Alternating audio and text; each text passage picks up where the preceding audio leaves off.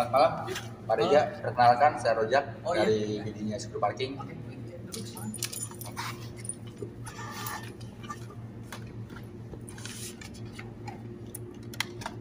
Maaf ya Pak, udah lama menunggu. Iya, nggak masalah. Oke, ntar ya.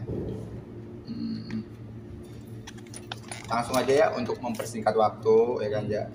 Ya Pak Reja. Di sini saya sebagai bidinya Secure Parking untuk memperkenalkan sistem kami. Di sini saya akan menerangkan tentang sistem kami di perusahaan Bapak ini. Kami mempunyai beberapa sistem, yaitu satu itu sistem yang namanya itu flag. Sistem flag itu adalah terdiri dari beberapa macam, yaitu ada flag murni dan flag non murni. Untuk flag murni itu kita di pos keluar itu tidak ada orang. Berarti kita akan menggunakan manless. Sistem manless itu pembayaran non tunai. Nah, kalau untuk sistem flag non murni itu kita masih menggunakan orang, namun orang kita itu akan ada suatu ruangan, yaitu menggunakan control room yang dapat dimana kita ketika ada kendaraan keluar di situ si orang tersebut itu akan mentransaksi kendaraan tersebut. Nah, tapi kita ada pilihan yang harganya mungkin lebih murah, yaitu tentang sistem Q3 atau sistem yang terdiri dari ada sebuah pos. Ada pos, di pos keluarnya ada beberapa macam, yaitu sistem pos Linux sama sistem SPS. Nah, tapi yang kita pasarkan yaitu ada sistem Q3, yaitu dimana di pos keluar itu masih menggunakan orang dan masih menerima sistem pembayaran tunai. Mungkin segitu dulu. Barangkali ada pertanyaan dari Pak Reza. Untuk kelebihan dan kekurangan masing-masing. Untuk kekurangan dari sistem manless ataupun sistem flag itu ketika ada kendala. Mungkin kalau ada kendala kita akan repot sih, karena kan di pos keluar itu tidak ada orang. Nah, tapi kita akan menyediakan yang namanya itu mikrofon ataupun telepon dari pos sistem lama lah, kayak masih zaman 2001 2002 gitu. Kita kan udah zaman modern, jadi kita ada sistem baru yang namanya sistem manless. Jadi nggak ada orang di pos keluar, jadi kita menggunakan transaksi non tunai. Ada yang mau dipertanyakan lagi, Pak Reja? Untuk di masing-masing sistem itu ada perbedaan hardware kan?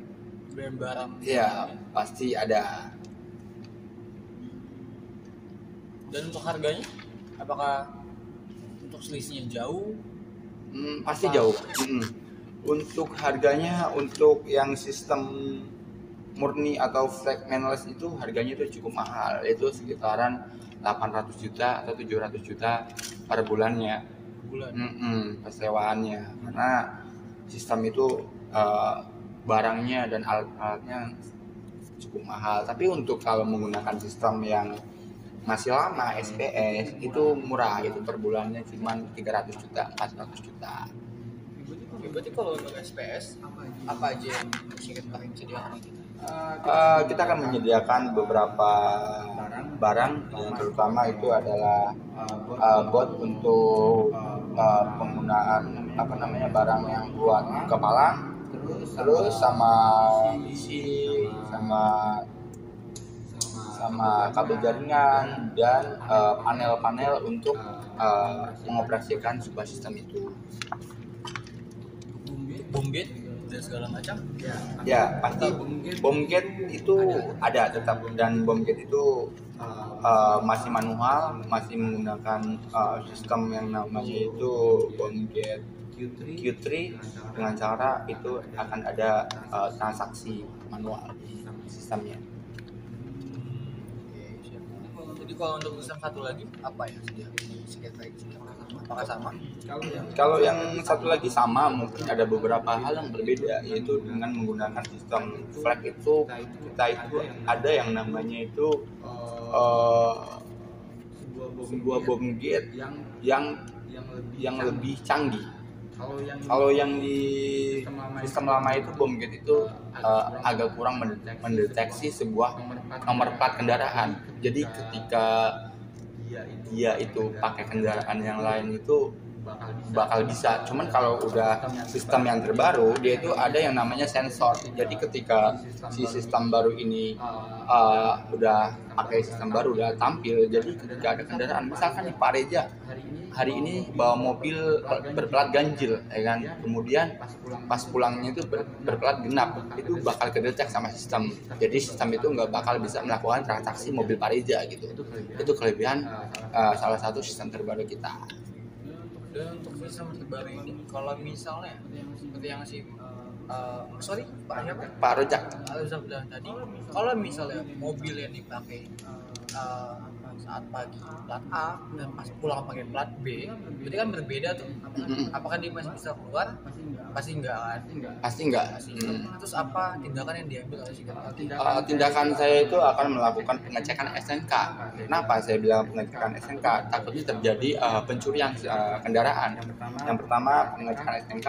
Ketika pengecekan SNK itu udah benar, emang dia pemiliknya, pasti kita akan kenakan tarif kasual. Berarti terhitung dari dia jam parkir dia dari jam berapa sampai jam berapa, akan kita kenakan tarif seperti kasual member lain gitu. Oh ya, makasih ya Pak Rija.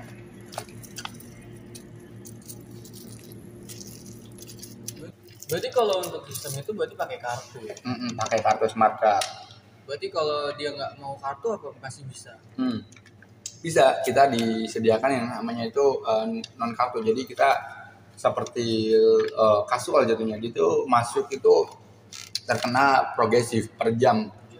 Ada juga yang flat, yaitu misalkan sehari berapa ribu, ataupun progresif itu per jam tetap jalan nominalnya. Berarti untuk tarif kasual itu apakah dari secret parking kan yang mengatur atau dari pihak kami? Kalau untuk tarif parkir itu kita minta persetujuan dari manajemen, dari Bapak sendiri. Untuk pembuatan kartu apakah kena biaya juga? Untuk pembuatan kartu kita terkena biaya sekitar 30.000 untuk satu kartunya. 30.000 satu kartu? Iya. 30.000 satu kartu. Proses pembuatannya? Proses pembuatannya itu cukup gampang. Jadi tinggal melakukan persyaratan ya, semisal kayak yang ada di gambar ini, kayak SNK sama KTP sama surat kuasa dari pemilik gudang tersebut. STNK dan KTP. Betul. Kalau misalnya motor yang nggak punya STNK, nah kita mengantisipasi dengan motor yang tanpa STNK itu tidak bisa untuk mendaftarkan member. Jadi dia otomatis kita kasualin. Jadi tetap pakai tarif progresif. Iya, tetap itu. Berarti kalau misalnya orang punya STNK, ya kebanyakan orang di sini kan pakai beli kendaraan second ya. Berarti atas namanya kan beda. Beda. Berarti dia harus ngelempelin KTP sih. KTP sendiri bisa tanpa harus KTP pemilik SNK tersebut. Jatuhnya sama aja. Yang penting dia itu ada SNK-nya. Yang paling utama adalah paling SNK. Karena antisipasi ketika smart card-nya hilang, kemudian dia ditanya SNK-nya nggak ada, nanti itu kita curigai karena takutnya kan ambil kendaraan orang gitu kan. Berarti kalau untuk smart card yang hilang, pengurusannya hanya memberikan SNK. SNK, iya.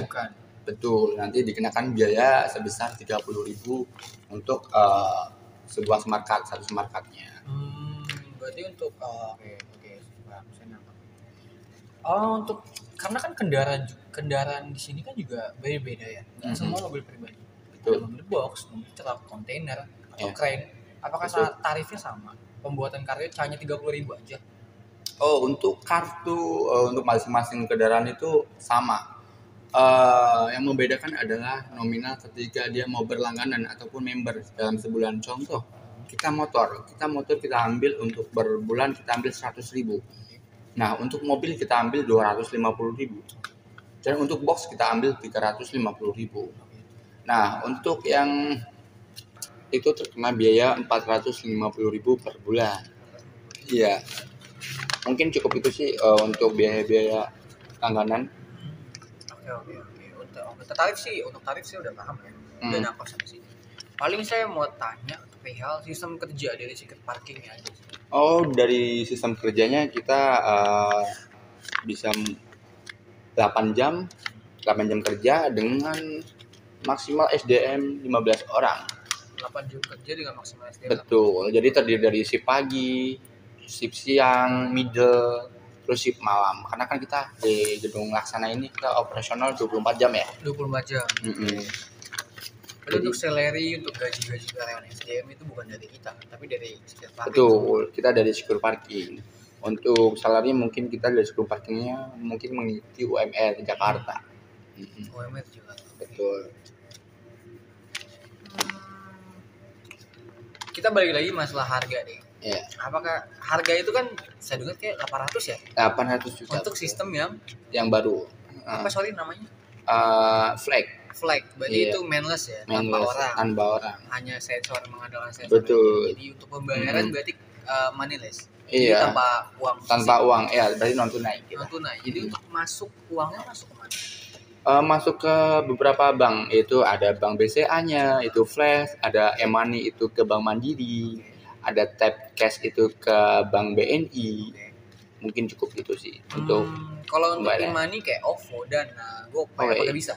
Itu bisa. Kita ada sistem terbaru yaitu untuk pembayaran itu bisa menggunakan transaksi OVO, GoPay, itu bisa.